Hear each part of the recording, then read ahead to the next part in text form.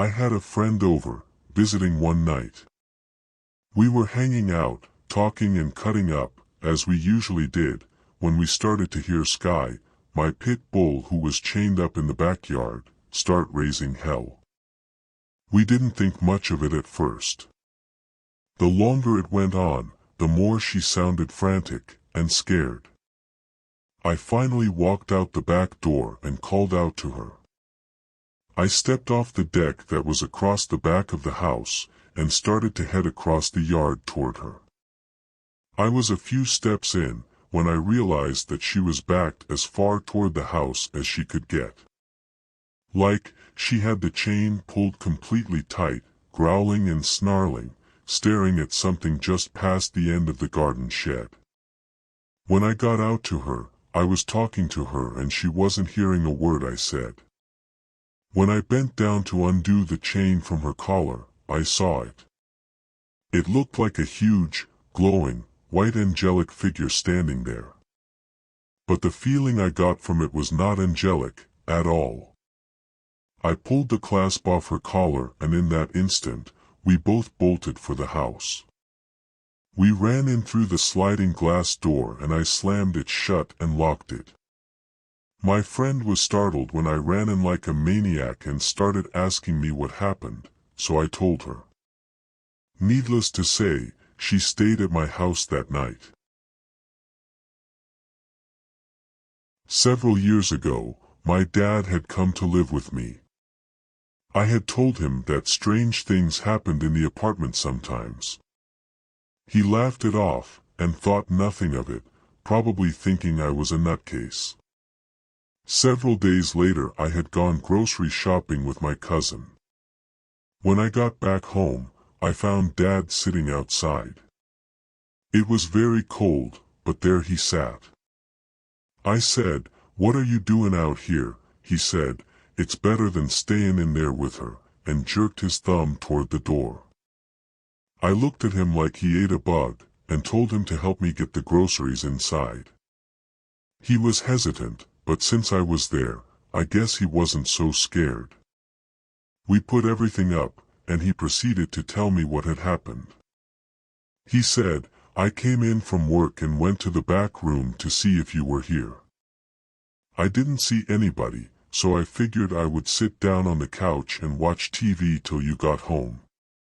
I had been sitting on the couch for a couple minutes, and I heard a girl's voice come from the back room.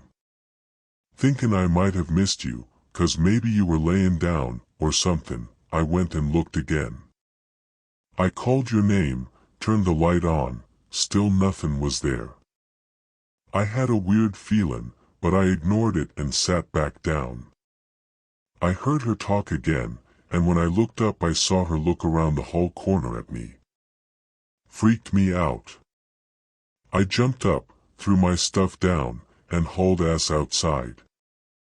I stayed out there until you guys got back home."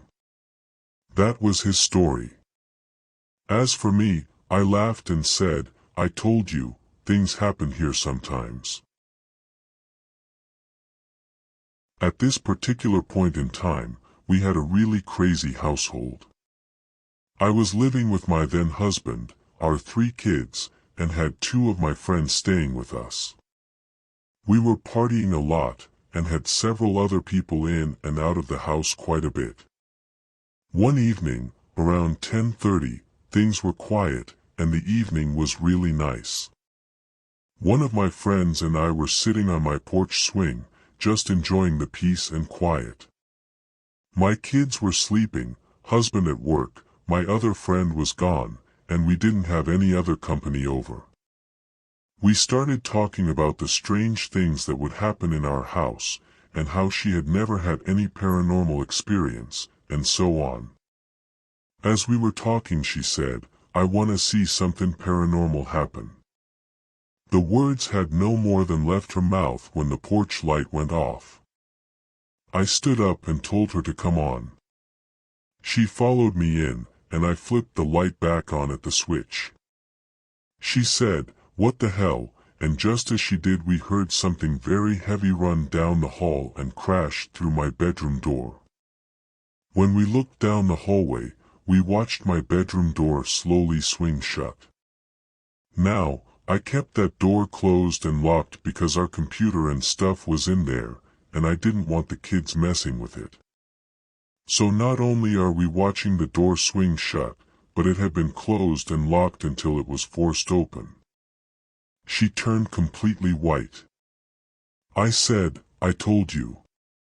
I ran down the road to get my other friend. She had one of my cousins with her. I had them come back to the house to get the kids so we could leave for the night. I told them to get Tyler and I'll get Devlin. Tyler was sleeping in the front bedroom, closest to them, and Devlin was in the middle bedroom, closer to the back of the house. As I ran in to get Devlin, they all started screaming at me. I was yelling, "What are you screaming about?" In unison, all three of them yelled, "There was something growling outside the bedroom you were in." We ran out of there and were loading the kids in the car when the wind picked up, out of nowhere. It was only blowing in my yard, not in any of the neighboring properties. It was whipping the car antenna back and forth so hard I thought it was going to snap off. We were surrounded by shadows, running circles around us and the car. Then we heard a little girl's voice coming from the yard in front of the house. We all jumped in and hauled ass out of there.